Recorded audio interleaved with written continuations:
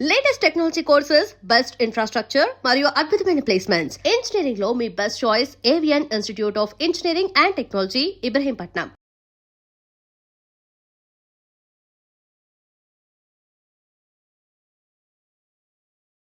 నమస్తే, నేను Kavitha. Welcome to iDream news and Nijalu. February 28న మరణించినటువంటి ఇరాన్ సుప్రీం లీడర్ ఖమేనీకి సంబంధించినటువంటి అంత్యక్రియల ప్రక్రియ మొదలైంది. లక్షలాదిగా తరలి వచ్చినటువంటి ఇరాన్ ప్రజలు death to America, death to Israel అనేటువంటి నినాదాలు చేశారు. బట్ అంతమంది హాజరవరు. ఖమేనీ మీద వ్యతిరేకత ఉంది. ఒకవేళ మేం కావాలనుకుంటే ఇరాన్ దేశాన్ని లేకుండా చేస్తాము అనేటువంటి మాటని ట్రంప్ ఈ సందర్భంగా కూడా చేశారు. యాక్చువల్గా ఇరాన్తో పాటుగా ఇరాక్లో కూడా ఖమేనీకి సంబంధించినటువంటి అంత్యక్రియలు ఒక వారం రోజుల పాటు జరగబోతున్నాయి. దానికోసమే మేము వీకెండ్ ఆఫ్ లాగా ఇచ్చాము అని ట్రంప్ కూడా చెప్తున్నారు. ఈ అంత్యక్రియల ప్రాసెస్తో పాటుగా ట్రంప్ అండ్ ఇజ్రాయెల్ గురించి ఇరాన్ ప్రజలు ఇప్పటికీ ఎందుకలా తీవ్ర స్థాయిలో నిరసన వ్యక్తం చేస్తున్నారు. మనతో పాటుగా ఉన్నారు సీనియర్ జర్నలిస్ట్ సురేష్ కొచతిల్ గారు. సార్ నమస్తే. సో ఫిబ్రవరి 28 అంటే 4 నెలల తర్వాత అంత్యక్రియలు జరుగుతున్నాయి. అందులో కూడా 5 రోజుల పాటు కొనసాగుతున్నాయి. ఇరానే కాదు, ఇరాక్ కూడా ఆ మృతదేహాలని తీసుకెళ్తున్నారు. చివరికి స్వగ్రామంలో ఖననం అనేది జరుగుతుంది. ఈ ఎంటైర్ 5 డే ప్రాసెస్ ఏంటి సార్? ఎందుకలా జరుగుతుంది? ఒకటి, ఇది వాళ్ళకి షో స్ట్రెంగ్త్ వాళ్ళది. యూజువలీ ఇస్లామిక్ దాంట్లో ఇట్లాంటి ఊరేగింపులు అంత ఎక్కువ ఉండదు. మీరు చూసుంటారు, వాళ్ళు యూజువలీ అదే రోజు సాయంత్రం దాకా వాళ్ళు ఏం చెప్తారు, దఫనాదేత్తి అంటారు ఉర్దూలో, ఖననం చేయడం. అంటే they will bury the body. But ఇన్ని రోజులు ఉంచుకోవడం, దాని తర్వాత మళ్ళీ మీరు చెప్పినట్లు 5 రోజులు ముందు తెహరాన్లో అందరు విఐపీస్ అందరు వచ్చారు, వాళ్ళ రెస్పెక్ట్స్ పే చేశారు. దాని తర్వాత ప్రొసెషన్లో ఊరేగింపు తీసుకెళ్ళి ఇరాక్ వైపు వెళ్తారు. ఇరాక్లో షియైట్స్ చాలామంది ఉన్నారు, ఎస్పెషలీ నజాఫ్ కానివ్వండి, కర్బలా కానివ్వండి, వెరీ వెరీ హోలీ ప్లేసెస్ ఇస్లాంలో. దాని తర్వాత అఫ్కోర్స్ లాస్ట్లో ఆయన హోమ్ టౌన్ అయిన మషాద్ తీసుకొచ్చి అక్కడ ఏం చెప్తారు, బరియల్ ఉంటుంది ఒఫిషియల్గా. కానీ దీంట్లో ఇప్పుడు అమెరికన్ ఛానల్స్ ఏం చెప్తున్నారంటే death to Israel, death to America అని పిలుపు రాదనుకున్నారు వీళ్ళు. కానీ and then one of the performers ఈ స్టేజ్లో వచ్చి ప్రేయర్స్ చెప్పిన ఒక ఆయన అయితే డైరెక్ట్ ట్రంప్కి ధమ్కి ఇచ్చింది, ట్రంప్ని చంపాలని చెప్పేసి. సో బహుశా ఇప్పుడు యుఎస్ ఏమన్నారు దాని గురించి. అండ్ ఇజ్రాయెల్కి చాలా క్లియర్, వాళ్ళకి ఒక గ్రీన్ సిగ్నల్ ఇస్తే వాళ్ళు ఎప్పుడో ఫినిష్ చేసేస్తుండే. అది మనకు తెలుసు కూడా, పెద్ద ప్రాబ్లం కాదు ఇజ్రాయెల్కి ఇది. కానీ ట్రంప్ చెప్పారు చాలా క్లియర్గా, ఇది చేయకూడదు, ఇప్పుడు ఉండియండి, నెక్స్ట్ ట్యూస్డే తర్వాత ఎనీవే మాటలు మనకి చర్చలు ఉంటుంది, అది ఈసారి ఇస్లామాబాద్లో జరగబోతుంది. చర్చలు కూడా ఎక్కడ వెళ్ళదు, దట్స్ చాలా క్లియర్. అమెరికాకి ఇప్పుడు ఒక కన్క్లూజన్కి వచ్చేసారు అమెరికన్స్, దట్ ఏం జరగదు, ఈ చర్చలు ఎక్కడికి వెళ్ళదని చెప్పి చాలా మంచి క్లారిటీ వచ్చేసింది వాళ్ళకి. కానీ అన్నిటికంటే ఇంపార్టెంట్ ఏంటంటే ఇప్పుడు ఇరాన్లోని మీరు చెప్పిన వాటికి లక్షలాది మంది తగిలి వస్తున్నారు, దానికి వచ్చి ప్రొసెషన్లో పార్టిసిపేట్ చేస్తున్నారు, మహిళలు ఉన్నారు, 3 కొడుకులు వచ్చారు, నాలుగో అయినా కనిపించట్లేదు, ఈజ్ మిస్సింగ్. బట్ మిగతా 3 వచ్చారు, వాళ్ళు కూడా ప్రేయర్స్లో పార్టిసిపేట్ చేశారు. కానీ అమెరికన్ ఛానల్స్ ఏమంటున్నారంటే, అమెరికన్ పొలిటికల్ అబ్జర్వర్ కూడా, ఇరాన్ పాపులేషన్ చూస్తే ఇది ఏం లేదు, ఇది ఒక ఈవెంట్ మేనేజ్మెంట్గా నడిపిస్తున్నారు, ఒక అమెరికాకు ఒక సిగ్నల్ పంపించడానికి దట్ ఇరాన్ ప్రజలు వీళ్ళందరూ ఎప్పుడున్న ఇరానియన్ రెజీమ్తో ఉన్నారని చెప్పేసి. మనకు గుర్తుంటుంది ఫిబ్రవరి 28 కన్నా ముందు 2 నెలలు జనవరిలో ఎస్పెషలీ ఆల్మోస్ట్ 40,000 మందిని చంపారు అక్కడ ఉన్న ఇరానియన్ రెజీమ్ ప్రొటెస్ట్లో. ఇప్పుడు అందరు అడుగుతున్నారు వాళ్ళు ఎక్కడ ఉన్నారు అని. వాళ్ళు ఉంటే కూడా బయటికి రారు కదా, ఎవరు రారు. ఉంటే కూడా వాళ్ళు ఈ బుర్కా వేసుకున్న తర్వాత ఎవరు తెలుసు, ఎవరని ఎవరికి తెలియదు కూడా. సరే, ఇప్పుడు ఒక ఏం చెప్తారు, బెనిఫిట్ ఆఫ్ డౌట్ ఇస్తున్నారు అమెరికా వాళ్ళకి. కానీ డెఫినెట్గా మార్క్డ్ అవుట్ ఉంటారు, ఎస్పెషలీ ఇరానియన్ కుద్స్ ఫోర్స్ కమాండర్ ముందున్న ఇప్పుడున్న ఐఆర్జీసీ కమాండర్ ఇన్ని రోజులు కనిపించలేదు, 4 నెలలు ఆయన ఈ వాజ్ అవుట్ ఆఫ్ సైట్, ఇప్పుడు కనిపించారు. డెఫినెట్గా ఇజ్రాయెల్ ఆయన మీద ఒక మార్క్ వేసేసి ఉంటారు, ఇక్కడి నుంచి ఎక్కడికి వెళ్తున్నారు, ఎక్కడి నుంచి మూవ్ అవుతున్నారు కనుక్కొని బహుశా ఇది ఫినిష్ చేయగానే ఆయన్ని ఫినిష్ చేసేస్తారు Israel, that is for sure. కానీ ఇప్పుడున్న పరిస్థితుల్లో ఇరాన్లో ఇప్పుడు నెక్స్ట్ 5-6 రోజులు ఏమి ఉండకూడదు. కానీ ఫ్యూచర్ ఏంటని అడుగుతున్నారు అందరు, what is going to be the future of Iran? ఎందుకంటే ఈ చర్చలు ఉండవు, ఇది ఎక్కడ విఫలమైతే డెఫినెట్గా 100%. అది ఈవెన్ ఇరానియన్స్ కూడా అంటున్నారు, it's only a stop gap arrangement. 6 నెలల కోసం మనం అమ్ముకుంటాం, ఆయిల్ అమ్ముకుంటాం, వాళ్ళు ఆయిల్ అమ్ముకుంటారు. ఇంటర్నేషనల్ ట్రేడ్లో $68 మనకు వచ్చిన ప్యాకేజ్లో వచ్చింది. ఇంటర్నేషనల్ లెవెల్లో 71 నడుస్తుంది, విచ్ ఇస్ గుడ్ ఇనఫ్. అది కాకుండా నిన్న ఒపెక్ ఏమో వాళ్ళ కెపాసిటీ ఇంకా పెంచుతున్నారు, 180,000 బ్యారెల్స్ పర్ డే పెంచుతున్నారు. దాంతో ఆయిల్ ప్రైస్ ఇంకా తగ్గుతుంది. అది ట్రంప్కి కావాల్సింది. అది ఆయనకి ఇంకేమొద్దు. మిడ్ టర్మ్ దాకానే ఇట్లా నడిపించుకుంటూ వెళ్ళి మిడ్ టర్మ్ తర్వాత బహుశా మళ్ళీ యుద్ధం మళ్ళీ మొదలు కావచ్చు. ఎందుకంటే ఎక్కడ ఇరాన్ అగ్రీ చేయరు. ఇన్ఫ్యాక్ట్ నిన్న గాలిబాఫ్ ఒక స్టేట్మెంట్ ఇచ్చారు, వాళ్ళ speaker of Iranian parliament, main negotiator. ఆయన ఏమన్నారంటే ఎస్ ఒక ఒప్పందంకి రావచ్చు, కానీ ఇంప్లిమెంట్ చేయడం చాలా కష్టం. అది చాలా లోడెడ్ స్టేట్మెంట్. ఒప్పందం సిగ్నేచర్ పెట్టడంలో పెద్ద పనేం కాదు, అంత సింపుల్ టాస్క్ అది. అంతే, that's not a tough task. Not tough task. And specially మీరు దీనికన్నా ముందు జేసీపీ అగ్రిమెంట్ చూస్తే 2015 నుంచి 2018 దాకా చాలా స్ట్రిక్ట్గా ఇంప్లిమెంట్ చేశారు. ఎందుకంటే ఆ ఒప్పందంలో Russia, China, I think Japan కూడా పెట్టారు. And then of course UN was there. అది కాకుండా ఐఏఈ ఉన్నారు, వీళ్ళందరూ సంతకం పెట్టారు దాని మీద, ఈవెన్ బ్రిటన్. సో దాంతో అడ్వాంటేజ్ ఏంటంటే యుఎస్ ఇంటెలిజెన్స్ ఒకరే కాకుండా వీళ్ళందరూ ఇంటెలిజెన్స్ ఫోర్సెస్ ఇంక్లూడింగ్ ఇజ్రాయెల్, సంతకం పెట్టలేదు వాళ్ళు కానీ దేవర్ ఆల్సో దేర్. వాళ్ళు చాలా క్లియర్గా ఏం చెప్పారంటే ఇరాన్ పాటిస్తున్నారు, వాళ్ళు అగ్రీ చేస్తున్న అన్ని కండిషన్స్ వాళ్ళు they are going through it without any problem. కానీ అప్పుడు ప్రెసిడెంట్ ట్రంప్ వచ్చిన తర్వాత మనకు తెలుసు ఏం చేశారు, 2018లో తీసి పక్కన పడేశారు, నాట్ గుడ్ అన్నారు. అప్పటి నుంచి వాళ్ళ ఎన్రిచ్మెంట్ పెంచుకుంటూ వెళ్ళారు. ఇప్పుడు 60%కి వచ్చారు. That point in time they were 3.67, which is uranium for peaceful purpose, అంటే సివిలియన్ పర్పస్కి వాడుకోవచ్చు. పవర్ ప్లాంట్ లాంటి, ఎడ్యుకేషనల్ రీసెర్చ్ అంటే మెడికల్ రీసెర్చ్ కానీ మిగతా రీసెర్చ్కి వాడుకోవచ్చు. ఇప్పుడు ఈ ఒప్పందం ప్రకారం ఒకటి మెయిన్ రీజన్ మనకు అందరు తెలిసిందే, స్టేట్ ఆఫ్ హార్మోస్. మనం దాని గురించి పదే మాట్లాడుతూ వస్తున్నాం. ఇప్పుడు నిన్న కూడా ఇరాన్ ఏమన్నారంటే స్టేట్ ఆఫ్ హార్మోస్ మా కంట్రోల్లో ఉంటుంది. అండ్ సాయంత్రం దాకా ప్రెసిడెంట్ ట్రంప్ ఒక స్టేట్మెంట్ ఇచ్చారు, nothing doing, it will be in our control. నిన్న 10 షిప్పులు రిటర్న్ వెళ్ళిపోయింది, యూటర్న్ తీసుకొని లోపలికి. వాళ్ళు they are belonging to either US or Britain, లేకుంటే ఏదైనా యూరోపియన్ దేశాలకు షిప్స్ ఉండొచ్చు, వాళ్ళని బయటికి వెళ్ళలేదు ఇరాన్. సో మళ్ళీ ఒక ఫ్లాష్ పాయింట్ వస్తుంది. ఇంకో ఫ్లాష్ పాయింట్ అంటే ఈ మైన్స్ తీయడానికి యుఎస్ దగ్గర కెపాసిటీ లేదు. వాళ్ళు ఫ్లోటింగ్ మైన్స్ తీయచ్చు కానీ ఇన్ డెప్త్ ఉన్న మైన్స్ వాళ్ళు తీయలేరు. ఆ టెక్నాలజీ వాళ్ళ దగ్గర లేదు, ఎందుకంటే వాళ్ళ షిప్స్ అన్నీ మొత్తం స్క్రాప్ చేసేసారు. బికాజ్ మైన్స్ అనే కాన్సెప్ట్ ఇప్పుడు లేదు యాక్చువల్. సో బ్రిటన్ దగ్గర అండ్ ఫ్రాన్స్ దగ్గర ఈ కేపబిలిటీ ఉంది. సో వాళ్ళేమన్నారంటే మా వైపు నుంచి మేము మైన్ స్వీపర్స్ని పంపిస్తాం, కానీ ఇరాన్ వాళ్ళని రానియట్లేదు స్టేట్ ఆఫ్ హార్మోస్ లోపలికి. ఎసెట్ వీరు ఒరిజినలీ యుఎస్తోని కుమ్మకాయ ఉన్నారు, బ్రిటన్లో యుఎస్ బేసెస్ ఉన్నాయి, అక్కడి నుంచి ఎయిర్క్రాఫ్ట్ టేక్ ఆఫ్ చేశారు మమ్మల్ని బాంబ్ చేయడానికి. So we will not allow. ఆ పరిస్థితిలోనే ఇప్పుడు ఈ స్టేట్ ఆఫ్ హార్మోస్ ఇష్యూ నడుస్తుంది. కానీ ఎన్ని రోజులు ఉంటుందో తెలియదు, ఎందుకంటే చాలా క్లియర్గా స్టేట్ ఆఫ్ హార్మోస్ని మళ్ళీ ఒక ఏంటో ఫ్లాష్ పాయింట్కి వస్తే మళ్ళీ ఆయిల్ ప్రైసెస్ పెరుగుతుంది.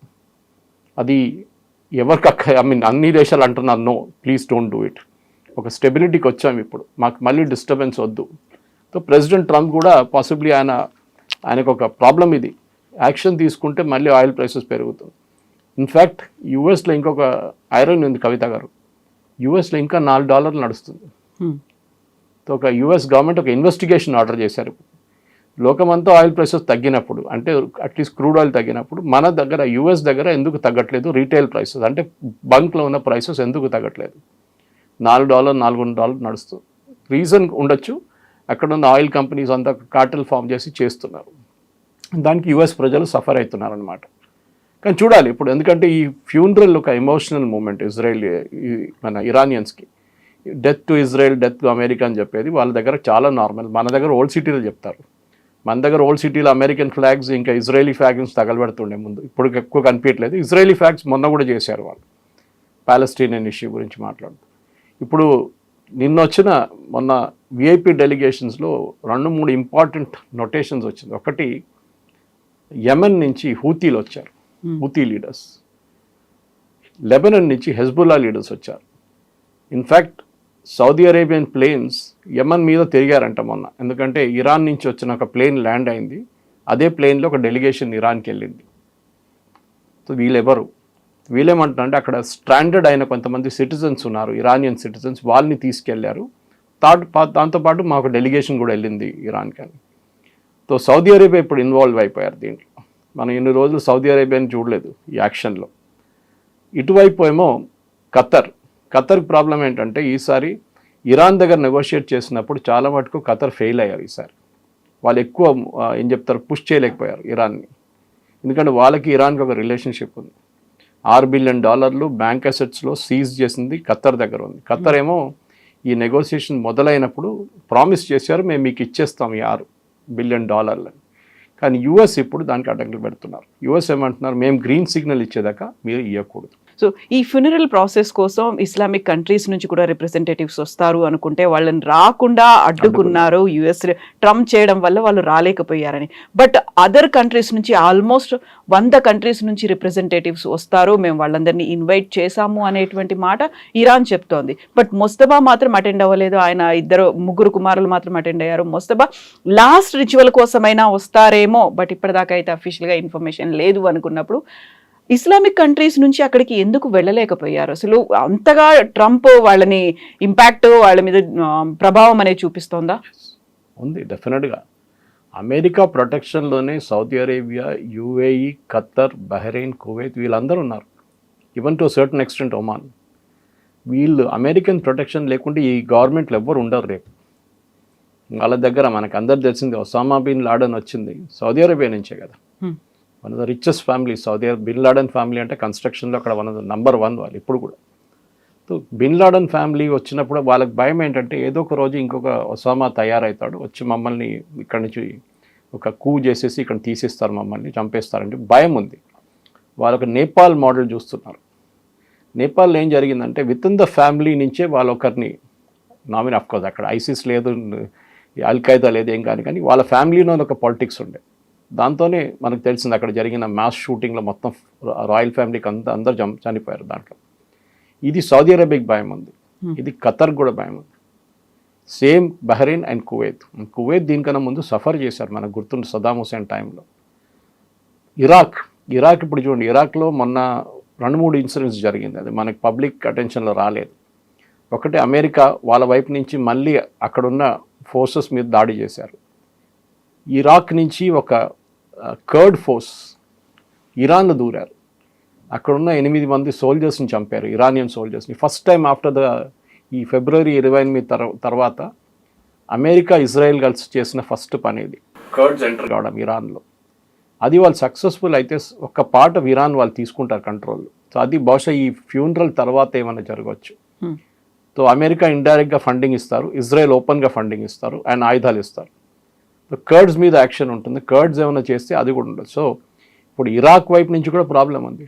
అండ్ ఇరాక్ ఇప్పుడు ఆయిల్ గురించి కూడా మాట్లాడుతున్నారు. మాకు కెపాసిటీ పెంచకపోతే 4 మిలియన్ బ్యారెల్స్ పర్ డే పెంచకపోతే, ఇప్పుడు మేము 1.8లో ఉన్నాం, మమ్మల్ని మీరు రెస్ట్రిక్ట్ చేశారు, మేము ఒపెక్ నుంచి బయటకు వచ్చేస్తాం.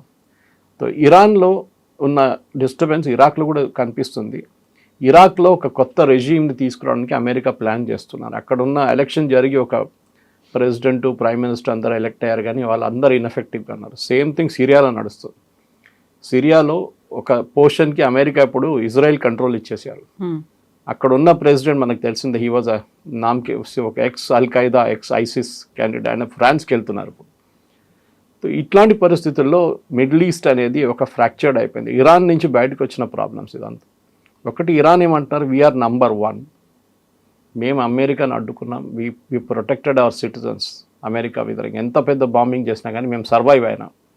You are all under notice, మిమ్మల్ని ఏ రోజు కావాలంటే మేము కొడతాం మిమ్మల్ని అని చెప్పి ఇరాన్ వైపు నుంచి ఒక ధమ్కి వస్తుంది అనమాట. అది అందరు భయపడుతున్నారు, including Saudi Arabia. In fact Saudi Arabia నిన్న ఒక రిపోర్ట్ ప్రకారం వాళ్ళ అమెరికన్ బేసెస్ని అక్కడి నుంచి అమెరికాకి వెకేట్ చేయమంటున్నారట. అది ఇరాన్ కండిషన్ ఒకటి ఉంటుంది, మీకు గుర్తుంది, ఈ MOU సైన్ చేసినప్పుడు దాంట్లో ఒక వర్డ్, ఒక ఇండైరెక్ట్ వర్డ్ వేశారు, అమెరికా వాళ్ళ ట్రూప్స్ని ఆ రీజన్ నుంచి తీసేస్తారు, America will remove all its forces from the region. అంటే అది strait of Hormuz, Gulf of Oman దగ్గర ఉన్న ఫోర్సెసా, లేకుంటే land and air base forces and naval ఫోర్సెస్ని కూడా తీసేస్తారు. తీయరు, కానీ చాలా మటుకు సౌదీ అరేబియా ఒక చిన్న ఎక్స్పెరిమెంట్ ట్రై చేస్తున్నారు. ఎందుకంటే వాళ్ళ దగ్గర ఇప్పుడు పాకిస్తానీ ట్రూప్స్ వచ్చి కూర్చున్నారు. కానీ US ఉండాల్సింది, ఎందుకంటే పాకిస్తాన్ దగ్గర అంత పెద్ద ఎయిర్ అసెట్స్ లేవు. వాళ్ళు రేపు ఇరాన్తో ఒక ఘర్షణ జరిగితే కూడా వాళ్ళు సౌదీ అరేబియాని ప్రొటెక్ట్ చేయలేరు. సౌదీ అరేబియాకి అన్నిటికంటే భయం, it is not Iran, it is Yemen. And that too యెమెన్లో స్పెసిఫిక్లీ హూతీలు. నిన్న హూతీలు చేసిన ఒక దాడిలో 18 మంది యెమెనీ సోల్జర్స్ చనిపోయారు నిన్న. ఇది ఫస్ట్ టైం ఈ ఇరాన్ అటాక్ జరిగిన తర్వాత ఫిబ్రవరి 28 తర్వాత ఫస్ట్ టైం యమన్లో ఒక యాక్షన్ జరుగుతుంది. అది కాకుండా నిన్న ఒక బ్రిటిష్ కమర్షియల్ షిప్ మీద నిన్న యమన్ నుంచి యమనీ కోస్ట్ నుంచి ఒక దాడి జరిగింది. And all probability that must be Houthis. So Houthis ఇన్ని రోజులు వాళ్ళ మసిల్స్ ఫ్లెక్స్ చేయలేదు, ఇప్పుడు సడన్గా వాళ్ళు కూడా యాక్షన్లో వస్తున్నారు. ఈ ఫ్యూనరల్ అయిన తర్వాత కవిత గారు I think there will be ఆర్యా పార్ అంటారు హిందీలో, అదే జరగబోతుంది అక్కడ. There will be some kind of action definitely. ఇప్పుడు ఇరాన్లో ఖమేనీతో పాటుగా 4 అదర్ ఫ్యామిలీ మెంబర్స్ చనిపోయారు. అందులో 14 month old ఒక గ్రాండ్ డాటర్ చిన్నపిల్ల ఉంది. ఖమేనీ కాఫిన్ పక్కనే కూడా ఆ పాపది పెట్టిన తర్వాత దేవర్ ఇన్ టీయర్స్, అందరూ ఒక ఎమోషనల్ అయ్యారు, అందరూ ఏడ్చారు, నిరసనలు ఇవన్నీ వచ్చాయి. ఒక రకంగా దేశమంతా అక్కడికే కదిలి వచ్చింది, లక్షలాదిగా ఉన్నారు అనుకున్నప్పుడు ట్రంప్ ఎందుకు అలా అన్నారు? ఇప్పుడు ఖమేనీ మీద బోల్డ్ అంత వ్యతిరేకత ఉంది, ఇంతమంది వస్తారని నేను అనుకోలేదు అనేది. అక్కడ ఎమోషన్స్ ఉన్నాయి, లేకుంటే ఆయనతో ఉన్నటువంటి అసోసియేషన్ అటాచ్మెంట్ దీన్ని అండర్ ఎస్టిమేట్ చేశారా ట్రంప్? అసలు ఏమనుకున్నారు?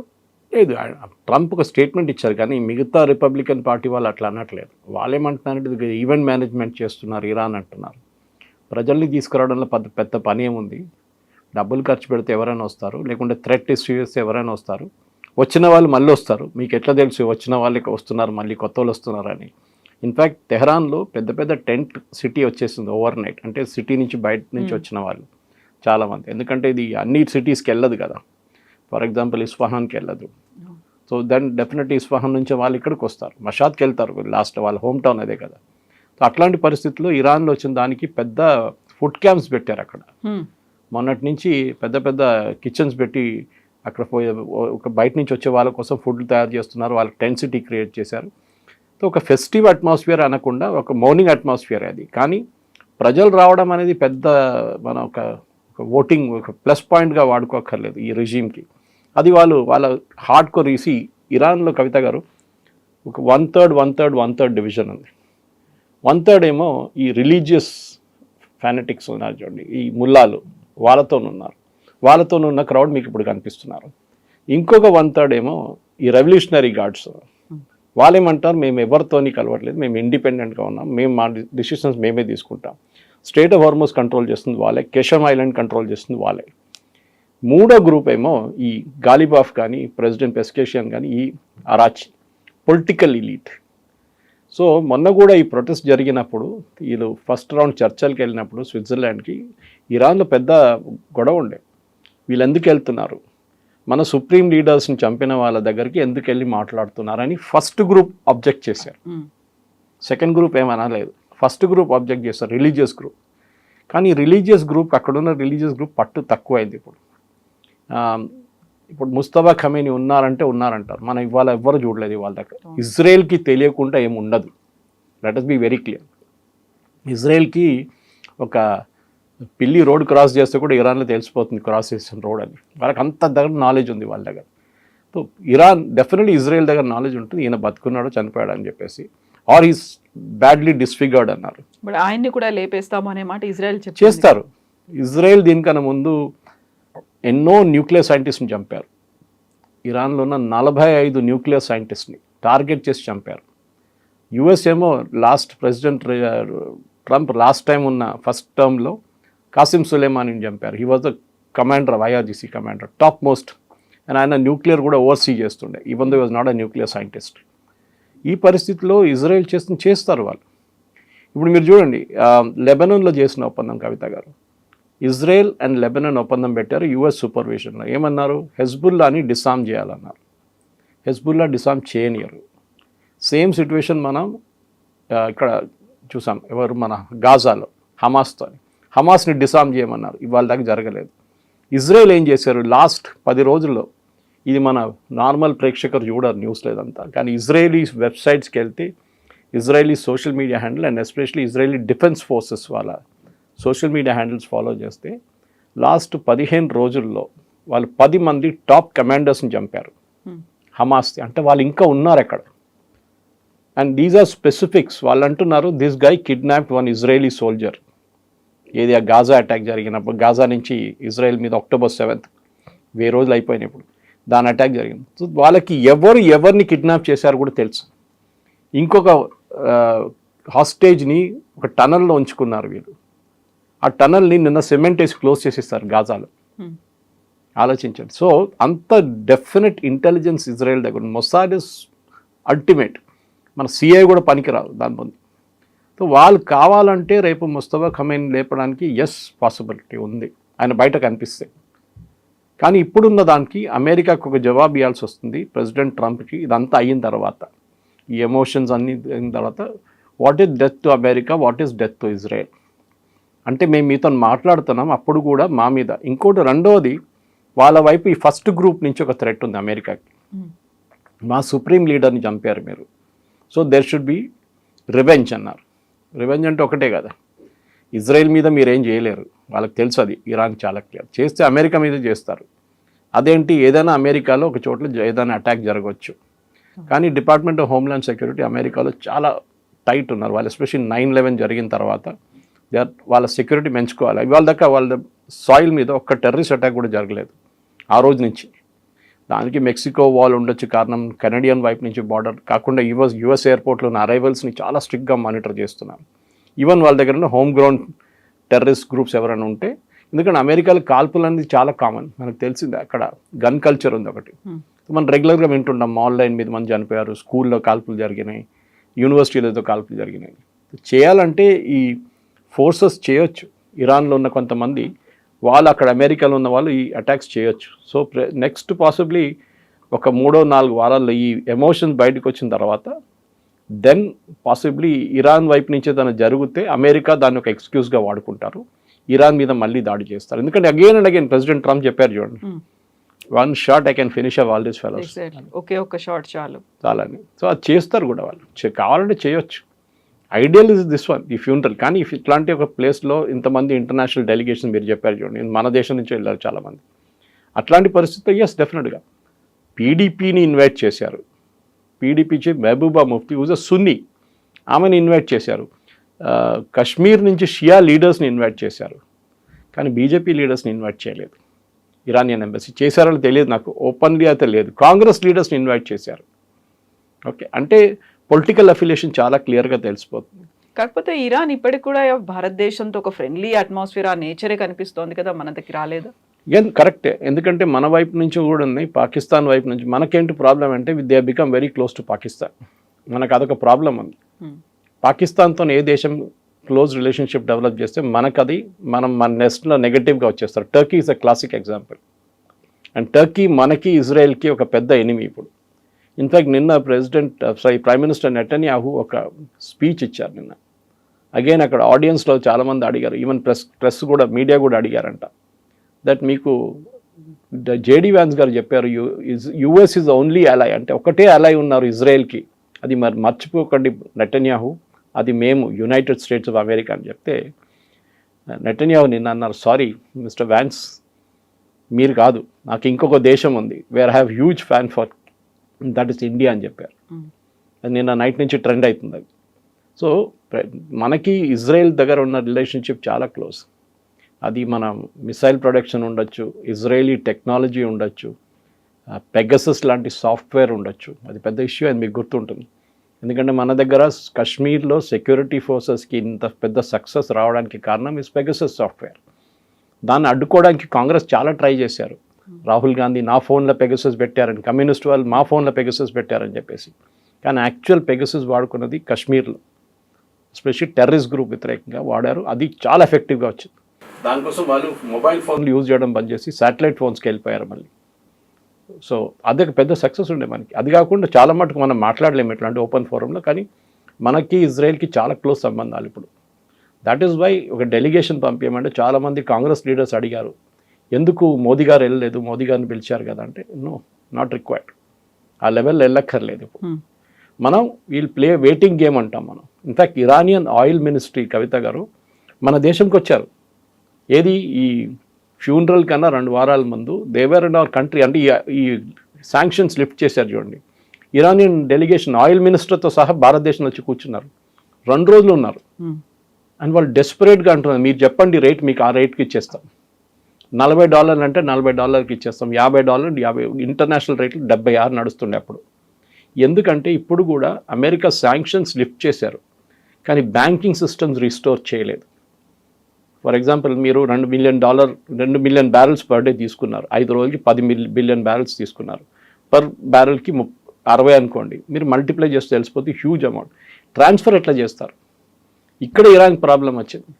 బహుశా ఈ సెకండ్ రౌండ్ ఆఫ్ డిస్కషన్లో ఇస్లామాబాద్లో జరగబోతున్న దాంట్లో ఇది డిస్కస్ చేయొచ్చు, కానీ ఒక డిసిషన్కి రారు. ఇంకా అమెరికా అంటున్నారు ఈ డబ్బులు మీరు వాడుకోవద్దు, ఈ డబ్బులు ఒక ఎస్క్రో అకౌంట్లో వేసి పెట్టండి, ఆ ఎస్క్రో అకౌంట్ నుంచి తర్వాత కావాలంటే మనం వాడుకోవచ్చు. ఇప్పుడున్న దాంట్లో ఈ ఎమోషనల్ మూమెంట్లో మీరు చెప్పినట్ల చాలా ప్రజలు వస్తున్నారు, చాలామంది వస్తున్నారు, ఏడుస్తున్నారు, ఇదంతా నడుస్తుంది. And this is the usual thing. మీరు గో బ్యాక్ కొన్ని సంవత్సరాల ముందు, అప్పుడు టెలివిజన్ ఎక్కువ లేకుండే, ఖొమేనీ చనిపోయినప్పుడు ఏదో similar out pouring of grief ఆ టైంలో. కానీ మేము చెప్పిన అంత టెలివిజన్ ఛానల్స్, అప్పుడు యూట్యూబ్ ఛానల్స్ ఏం లేకుండా ఎక్కువ, ఇప్పుడు లాంటి కాదు. డెఫినెట్గా అదొక రిలీజన్ కాదు, షియా రిలీజన్లో వాళ్ళ లీడర్స్ అంటే వాళ్ళు న్యాచురల్లీ సున్నీలు ఎంత బహుశా ఉండకపోవచ్చు, కానీ షియా దాంట్లో చాలామంది వాళ్ళ మొహరం ప్రొసెషన్ కూడా చూస్తారు మీరు అషూరా దాంట్లో. They observe it very religious. 40 రోజులు వాళ్ళ మౌనింగ్ ఉంటుంది అనమాట. దాని తర్వాత ఫ్యూనరల్ జరిగింది ఇప్పుడు. Okay, that is why. ఇప్పుడున్న పరిస్థితుల్లో ఇరాన్ దగ్గర ఉన్న ఆప్షన్స్ చాలా తక్కువ. ఒకటి, వాళ్ళకి నెక్స్ట్ 2 వారాలు 3 వారాల లోపల డబ్బులు రాకపోతే దెన్ ఇరాన్ ఫైనాన్షియల్ క్రైసిస్లో ఉన్నారు. ఇప్పుడు ఆల్రెడీ చాలా పెద్ద ఫైనాన్షియల్ క్రైసిస్లో ఉన్నారు. వాళ్ళు ఐఆర్జీసీకి 3 నెలల నుంచి శాలరీ ఇవ్వలేదు, ఐఆర్జీసీ ఫోర్సెస్కి. ఇప్పుడు వాళ్ళు ఏమంటున్నారు, అమెరికా మేము రిలీజ్ చేస్తాం కానీ డైరెక్ట్ మీకు డబ్బులు ఇవ్వము, $6 బిలియన్ ఖత్తర్ దగ్గర నేను చెప్పాను చూడండి పడుందని, $6 బిలియన్ మేము ఒక ఎన్జిఓ లాంటి వాళ్ళకి ఇస్తాం, వాళ్ళు మీకు బియ్యం కొంటారు, గోధుమలు కొంటారు, మీకు ఏం కావాలని కొనిస్తారు మీకు, but they will not give you the money. So Iran చాలా, మనం అనుకుంటే ఈ నెగోసియేషన్స్ చాలా ఈజీ, ఇక్కడ కూర్చుంటారు వాళ్ళు, ఈ రూమ్లో కూర్చుంటారు, పాకిస్తాన్ వాళ్ళు అక్కడి నుంచి ఇక్కడి నుంచి పరిగెత్తుంటారు. కానీ స్పెసిఫిక్లీ 14 పాయింట్లలో 3-4 పాయింట్ అమెరికాకి చాలా పెద్ద, especially point 4 and point 5 strait of Hormuz చాలా పెద్ద ఇష్యూ కాబోతుంది, న్యూక్లియర్ ఇష్యూ కన్నా పెద్ద ఇష్యూ. అండ్ ప్రెసిడెంట్ ట్రంప్కి అన్నిటికంటే పెద్ద భయం అంటే ఈవెన్ న్యూక్లియర్ ఇష్యూ కూడా పెద్ద ప్రాబ్లం కాబోతుంది. అందరు కంపేర్ చేస్తున్నది ఒబామా డీల్తో. Is it equal to JCPOA or not equal to JCPOA? ఇవి ఏ డీల్ వచ్చినా కానీ ఎంత మంచి డీల్ తీసుకొస్తే కంపారిజన్ వస్తుంది. అండ్ డెఫినెట్గా ప్రెసిడెంట్ ఒబామా $1.6 బిలియన్ ఇచ్చారు, ప్రెసిడెంట్ ట్రంప్ ఏమో $26 బిలియన్ ఇవ్వాల్సి వస్తుంది. ఇప్పుడు ఆయనకు ఒక ట్రాప్ లాగా అయిపోయింది. అది పాకిస్తాన్ ఆడిన గేమ్ ఇది, ఖత్తర్ కూడా దీంట్లో ఆడే గేమ్ ఇది. దానికోసం ఈసారి ఖత్తర్లో డిస్కషన్స్ లేదు. Now they want move to Islamabad because now ఎక్కడికి వెళ్ళదు అది డిస్కషన్, అక్కడే ఉండిపోతుంది, సర్కిల్లో తిరుగుతూనే ఉంటారు చుట్టూ.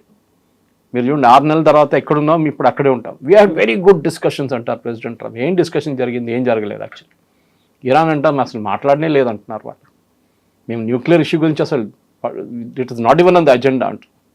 సో ఈ ఫ్యూనరల్ అయినాక బహుశా కొంచెం నార్మల్సీ వస్తుంది. దాని తర్వాత ఈ అమెరికా డెత్ ఇజ్రాయెల్ని పక్కన పెట్టి ఇరాన్ బాగా నెగోషియేట్ చేశాను. They have very good negotiator, దాంట్లో డౌట్ లేదు. ఈవెన్ ప్రెసిడెంట్ ట్రంప్ అంగీకరించారు వాళ్ళ నెగోషియేషన్స్లో వాళ్ళు చాలా బాగా నెగోషియేట్ చేస్తారని చెప్పి. సో చూద్దాం. ఎనీవే వీ గాట్ అనదర్ 60 డేస్లో ఐ థింక్ 20 రోజులు అయిపోయింది, ఇప్పుడు ఇంకో 40 రోజులు ఉంది. దాని తర్వాత డెఫినెట్గా ఒక ఎక్స్టెన్షన్ ఉంటుంది, 1-2 ఎక్స్టెన్షన్ కూడా ఉండొచ్చు till mid term polls are over. దాని తర్వాత దెన్ ఇట్ విల్ బి ఆర్ ఆర్ పార్. ఇప్పుడు ఫ్యూనరల్స్ అయిన తర్వాత అక్కడ డెత్ టు అమెరికా కాదు, డెత్ టు ఇజ్రాయెల్ ఉంటుంది. ఒక్క షాట్తో నేను ఇరాన్ని మొత్తం లేపేస్తాను అని ట్రంప్ అన్నప్పుడు కూడా ఇజ్రాయెల్ నాట్ సేయింగ్ ఎనీథింగ్. ఇప్పటిదాకా ఇజ్రాయెల్ ఏం మాట్లాడట్లేదు, నెతన్యాహు ఎలాంటి స్టేట్మెంట్ రాలేదు. సైలెంట్గా అబ్జర్వ్ చేస్తున్నారా లేకుంటే సైలెంట్గా తమ తాము చేసుకుపోతున్నారా? వాళ్ళిద్దరు మీటింగ్ ఉంది, సో హైలీ సీక్రెటివ్ మీటింగ్. వాళ్ళు డేట్ డిస్కస్ చేయదు. బహుశా ఇవాళ రేపు Netanyahu will be in Washington. ఎందుకంటే ఇప్పుడు దాకా 250th ఇయర్ సెలబ్రేషన్స్ ఉంటాయి నిన్న దాకా, సో July 4th. సో అది ఇంకో మాట.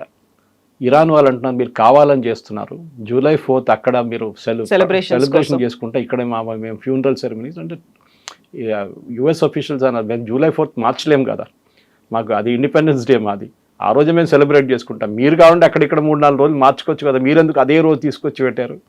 మీరు కావాలని చెప్పి సేమ్ టైం మీరు ఈ ఫ్యూనరల్ సెరమనీస్ ఆర్గనైజ్ చేశారు. ఇజ్రాయెల్ మాట్లాడరు కవిత గారు. ఇజ్రాయెల్ ఇస్ ఎ కంట్రీ, మీరు ఇజ్రాయెల్ ఇన్ డెప్త్గా మీరు చదవండి, you will really admire them. ఎందుకంటే వాళ్ళ దగ్గర డిసిప్లిన్ అనేది ఒకటి ఉంది, వాళ్ళ లైఫ్ స్టైల్లో కానివ్వండి, వాళ్ళ ఆర్మ్ ఫోర్సెస్ కానీ, ప్రతి civilian is trained in army. 3 years compulsory ట్రైనింగ్కి వెళ్ళాలి. అది మహిళలు ఉండొచ్చు, పురుషులు ఉండొచ్చు. ఆ డిసిప్లిన్ వాళ్ళ దాంట్లో ఉంది. సో వాళ్ళు టాప్ లెవెల్ నుంచి బాటమ్ లెవెల్ దాకా మన దేశంలో అలా కాదు. ఆపోజిషన్ ఒక లాంగ్వేజ్లో మాట్లాడతారు, గవర్నమెంట్ ఇంకో లాంగ్వేజ్లో మాట్లాడతారు. అక్కడ వన్ లాంగ్వేజ్, వన్ డైలాగ్ అంతే ఉంటుంది. ఆపోజిషన్ లీడర్ ఉండండి, నెటన్యాహు ఉండండి, వాళ్ళ ఎనిమీస్ వ్యతిరేకంగా ఒకటేలాగా మాట్లాడతారు. అది ఇరాన్తోని వీళ్ళు తర్వాత తీర్చుకుంటారు. అండ్ ఇండైరెక్ట్లీ ఇప్పుడు సిరియాని అప్పగిస్తారని చెప్పారు, లెబనాన్ని, ఇది హజ్బుల్లాని. సిరియా లాస్ట్ వీక్ డిక్లైన్డ్, మేము చేయము, we will not fight the Hezbollah అన్నారు. సో రిటర్న్ ఇప్పుడు ట్రంప్ ఏమో మళ్ళీ ఇజ్రాయెల్ దగ్గర వచ్చి మీరే ఫినిష్ చేసేసేయండి హెజ్బుల్లా అని అంటారు. And that will be the next action. ఇంకా 2 వారాల్లో అది జరగబోతుంది. Yes, sir. Thank you so much. Thank you very much. Thank you.